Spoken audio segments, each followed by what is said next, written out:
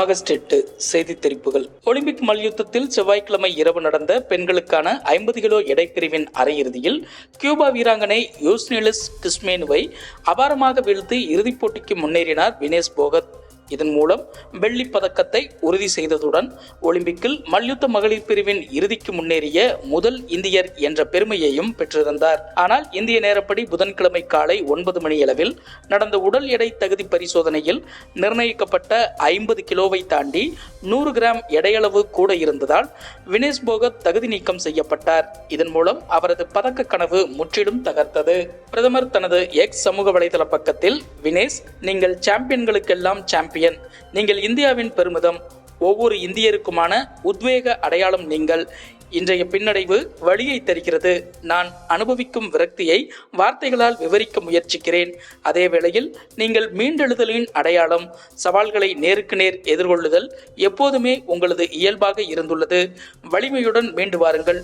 உங்களுக்கு நாங்கள் ஆதரவாக இருப்போம் என்று பதிவிட்டுள்ளார். வினேஷ் போகத் தகுதி நீக்கம் குறித்து மத்திய விளையாட்டுத்துறை அமைச்சர் மன்சுக் மாண்டவியா புதன்கிழமை மக்களவையில் விளக்கம் தெரிவித்தார். அப்போது அவர், நிர்ணயிக்கப்பட்ட எடையை விட 100 கிராம் எடை அதிகமாக இருந்ததால் வினேஷ் போகத் தகுதி நீக்கம் செய்யப்பட்டுள்ளார். அவர் தகுதி நீக்கம் தொடர்பாக ஐக்கிய மல்யுத்த கூட்டமைப்பிடம் இந்திய மல்யுத்த சங்கம் தனது கடுமையான எதிர்ப்பை பதிவு செய்துள்ளது. பிரதமர் மோடி இந்திய ஒலிம்பிக் சங்க தலைவரிடம் பேசியுள்ளார். உரிய நடவடிக்கை எடுக்கும்படியும் வலியுறுத்தியுள்ளார். ஒலிம்பிக் மல்யுத்த போட்டிக்கான ஆயத்த பயிற்சியாக இருக்கட்டும், முன்னேற்பாடுகள் இருக்கட்டும், அனைத்திலும் இந்திய அரசு முழு ஆதரவு கொடுத்தது. அவருக்காக தனிப்பட்ட அலுவலர் கூட பணியமர்த்தப்பட்டார். வினேஷுக்கு தேவையான அனைத்து நிதியுதவிகளையும் செய்துள்ளோம் என கூறியுள்ளார். இதனிடையே நீர்ச்சத்து குறைபாடு காரணமாக மருத்துவமனையில் அனுமதிக்கப்பட்டு சிகிச்சை பெற்று வந்த மல்யுத்த வீராங்கனை வினேஷ் போகத்தை இந்திய ஒலிம்பிக் சங்க தலைவர் PT உஷா நேரில் சந்தித்து ஆறுதல் கூறினார். மேலும் அவரது உடல்நிலை குறித்து கேட்டறிந்தார். இது தொடர்பான புகைப்படங்கள் வெளியாகின. இது இந்தியா மற்றும் இந்திய மல்யுத்த வீரர்களுக்கு எதிரான மிகப்பெரிய சதி. யாரோ ஒருவருக்கு ஏதோ ஒரு பிரச்சனை இருந்திருக்கிறது. அதனால்தான் இந்த தகுதி நீக்கம் அரங்கேறியுள்ளது என நினைக்கிறேன் என்று குத்துச்சண்டை வீரர் விஜேந்தர் சிங் கருத்து தெரிவித்துள்ளார். இந்திய குத்துச்சண்டை வீரரும் ஒலிம்பிக்கில் பதக்கம் வென்றவருமான விஜேந்தர் சிங் அளித்துள்ள பேட்டிகளில், இது இந்தியா மற்றும் இந்திய மல்யுத்த வீரர்களுக்கு எதிரான மிகப்பெரிய சதி. வினேஷ் போகத் களத்தில் செயல்பட்ட விதம் நிச்சயம் பாராட்டத்தக்கது. சிலரால் இந்த வெற்றியை ஜீரணிக்க முடியவில்லை. விளையாட்டு வீரர்களாகிய எங்களால் ஒரே இரவில் 5 முதல் 6 கிலோ எடையை குறைக்க முடியும் எனும்போது 100 கிராம் எடையால் என்ன பிரச்சனை? யாரோ ஒருவருக்கு ஏதோ ஒரு பிரச்சனை இருந்திருக்கிறது. அதனால்தான் இந்த தகுதி நீக்கம் அரங்கேறியுள்ளது என நினைக்கிறேன். 100 கிராம் எடையை குறைக்க வினேஷ் போகத்துக்கு ஒரு வாய்ப்பு வழங்கப்பட்டிருக்க வேண்டும். ஒலிம்பிக்கில் பங்கேற்றவன் என்ற முறையில் இதுபோன்ற சம்பவத்தை நான் இதுவரை பார்த்ததில்லை.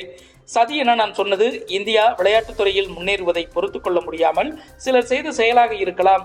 வினேஷ் போகத் நிறைய சிரமங்களை எதிர்கொண்டார் என்று கூறியுள்ளார். சென்னை மாதவரத்தில் 150 ஏக்கரில் உலகத்தரம் வாய்ந்த கட்டமைப்புடன் அலுவலகம், குடியிருப்பு உள்ளிட்ட பல்வேறு வசதிகளை உள்ளடக்கிய தொழில்நுட்ப நகரம் அமைப்பதற்கான மாஸ்டர் பிளான் தயாரிக்க தமிழ்நாடு தொழில் வளர்ச்சி நிறுவனம் ஒப்பந்தம் கோரியுள்ளது.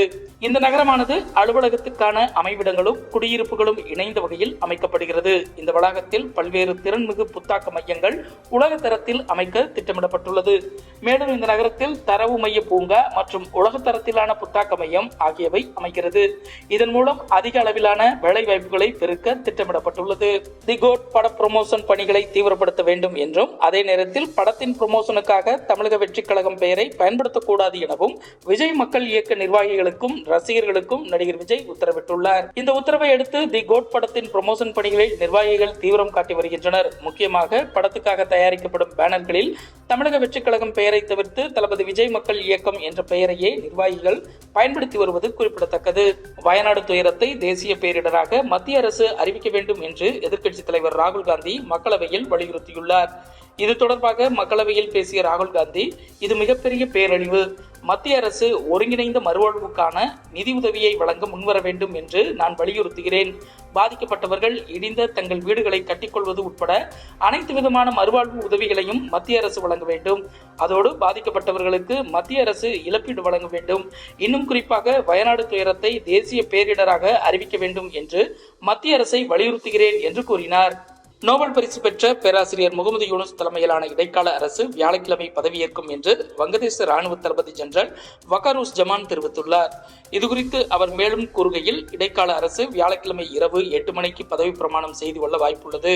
இடைக்கால அரசின் ஆலோசனை குழுவில் 15 உறுப்பினர்கள் இருக்கலாம். நாடு முழுவதும் நிலைமை கணிசமாக மேம்பட்டு வருவதால் 3 அல்லது 4 நாட்களுக்குள் இயல்பு நிலை திரும்பும்.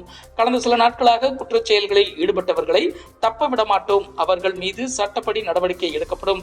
விமானப்படை மற்றும் கடற்படை தளபதி என்னோடு இருக்கிறார்கள். நாங்கள் ஒன்றாக செயல்படுகிறோம் என தெரிவித்தார்.